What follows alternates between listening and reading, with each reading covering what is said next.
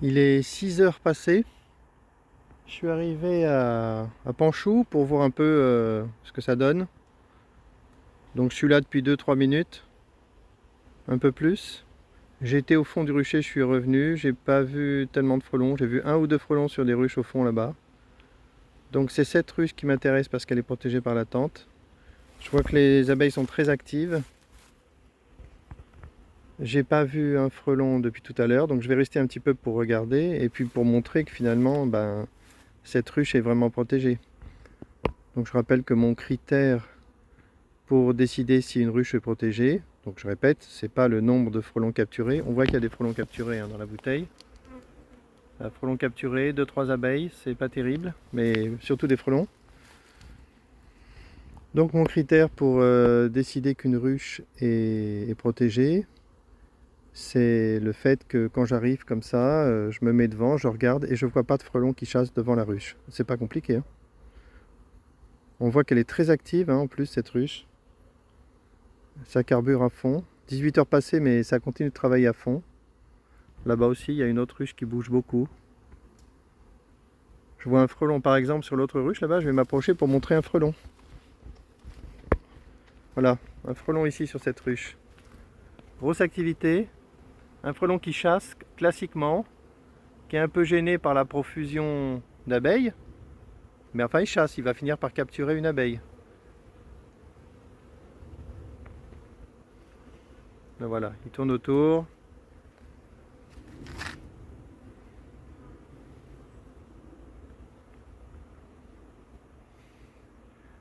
Je regarde un petit peu plus loin.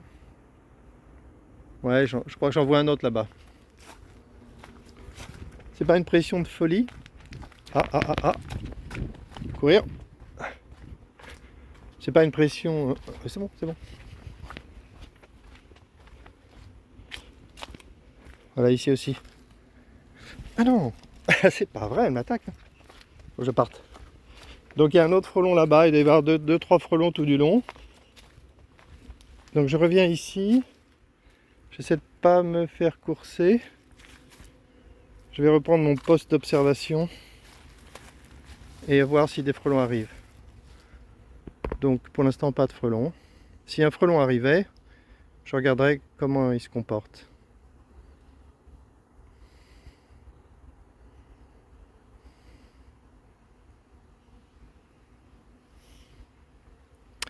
Donc ce que j'expliquais dans mon commentaire hier, c'est que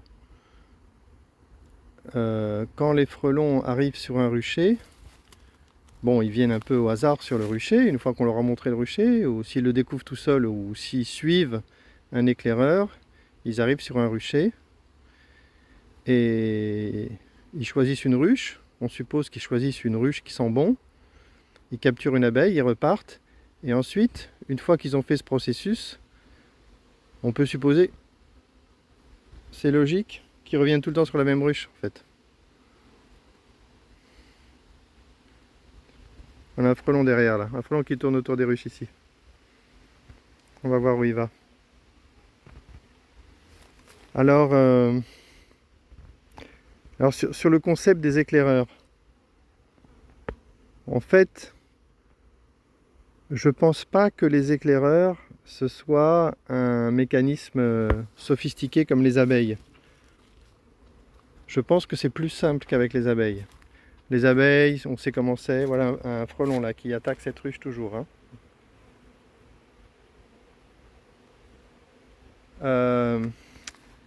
Les abeilles, bon, il y a la danse et tout, c'est quelque chose d'assez sophistiqué. Je pense que les éclaireurs de frelons, c'est beaucoup plus simple. Les éclaireurs de frelons, je pense que ce sont des éclaireurs passifs. C'est-à-dire que le plus simple, c'est que lorsqu'un frelon sort du nid et qu'il ne sait pas où aller, il se contente de suivre les autres. Donc il doit être capable de détecter que des frelons sont très vivaces, sont très sûrs d'eux, ils partent vaillamment, et donc ils suivent ces frelons. Donc le système des éclaireurs des frelons, il est simple. C'est juste, je suis un frelon qui a l'air de savoir où il va. Et une fois que j'ai compris où il va, je reconnais le chemin, et à la limite, moi-même, je peux servir d'éclaireur. Je pense que ça marche comme ça, parce que c'est plus simple.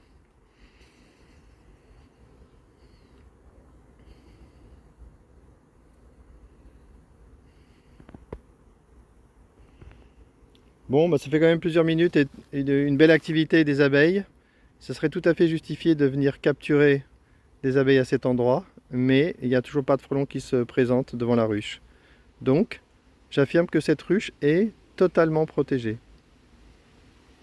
Il n'y a pas de présence de frelons. Et si de temps en temps il y en a un qui se pointe, il se retrouve capturé en haut de la bouteille comme ici. On le voit ici. Ils sont là les frelons. Et ils sont bien gros. Et il y en a même un qui est encore là à l'intérieur. Voilà, donc il y a des frelons qui se présentent régulièrement et ils se font capturer. Donc moi quand j'arrive à l'improviste, je ne vois pas de frelons qui attaquent les abeilles et qui les terrorisent. Voilà ce que j'appelle une ruche complètement protégée. Bien entendu, tout le reste de rucher n'est pas protégé, évidemment.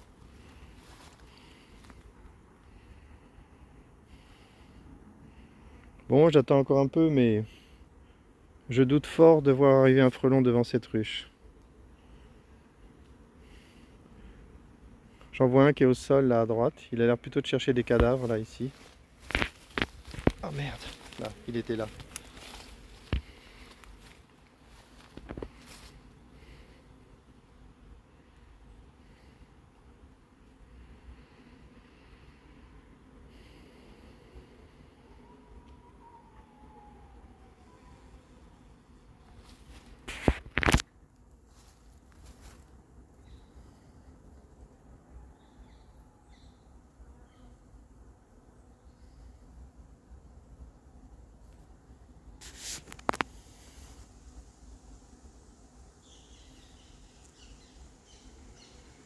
Je vois toujours le frelon qui attaque sur l'autre ruche.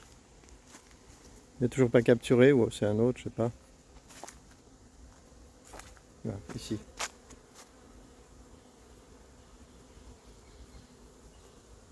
Je fais un petit peu attention.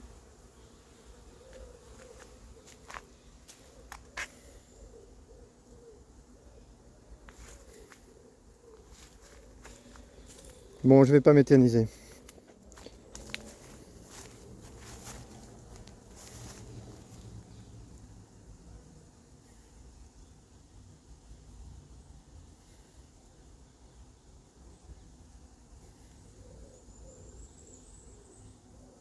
Voilà un frelon qui tourne autour de moi.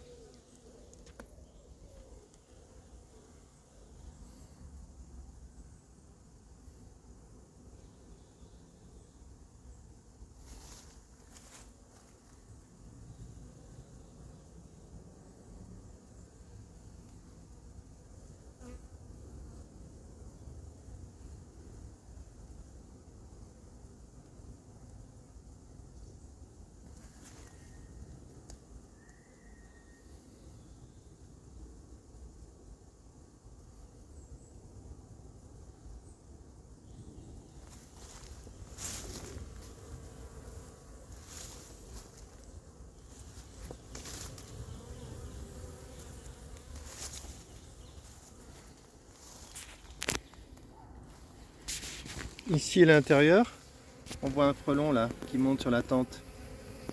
Il marche lentement. Ça laisse entendre que c'est un frelon qui peut-être est resté dans la tente longtemps. Il a volé, il s'est épuisé. Et maintenant, il ne peut plus vraiment beaucoup voler. Il a perdu toute sa force. Donc il erre comme une âme en peine dans la tente et peut-être qu'il finira par mourir d'épuisement. Ou alors il se reposera cette nuit et il repartira demain s'il a la chance de ne pas terminer dans la bouteille.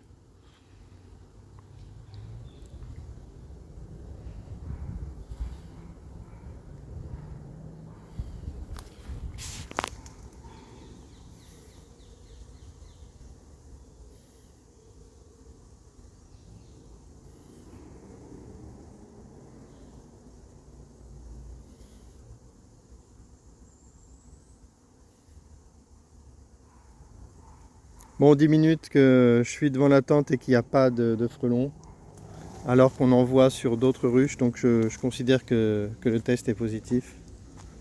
Je vais voir un peu là-bas si je vois des frelons. Pour montrer quand même qu'il y a des frelons qui viennent sur le rucher. Je suis sûr que si j'avance un peu, je vais en voir un ou deux.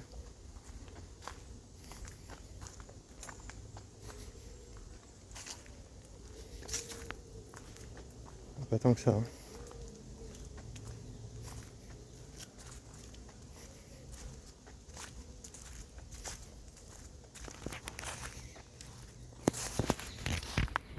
Ah, voilà.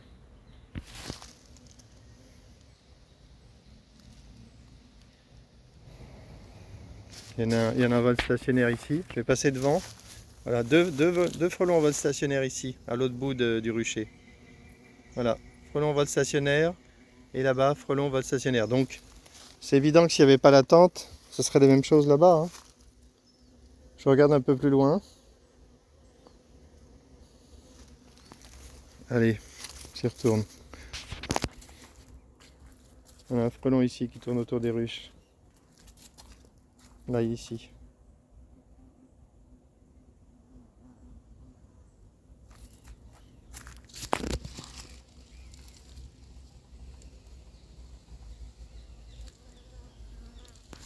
Allez, je retourne là-bas pour voir une dernière minute et puis après j'y vais. Voilà, un frelon ici aussi, je crois. Ici, un frelon en vol stationnaire. Un petit peu timide. Parti, voilà, il revient. Voilà, un autre frelon en vol stationnaire. Et voilà quoi, ça suffira. Voilà qu'il y a quelques frelons qui fréquentent le rucher. C'est pas non plus la grosse pression. Allez.